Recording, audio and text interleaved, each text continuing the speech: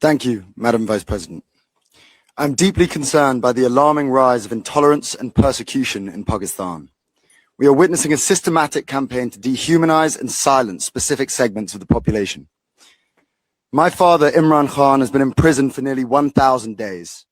He's the primary target of a regime that treats dissent not as political disagreement, but as a grave crime to be crushed. I've not seen my father in over 3 years. He's held in a solitary confinement cell, a cell built for death row inmates. UN experts have warned the inhumane conditions could amount to torture. This is not neglect. It's a deliberate persecution designed to strip a human being of his dignity. The intolerance extends beyond him. Pakistan has expanded its blasphemy laws to impose life imprisonment, and they've branded citizens as terrorists, fostering a climate of hatred. We ask this council and the OHCHR to urge Pakistan to end this persecution immediately. They must comply with UN working group's opinion, and they must release my father and all political prisoners. Thank you.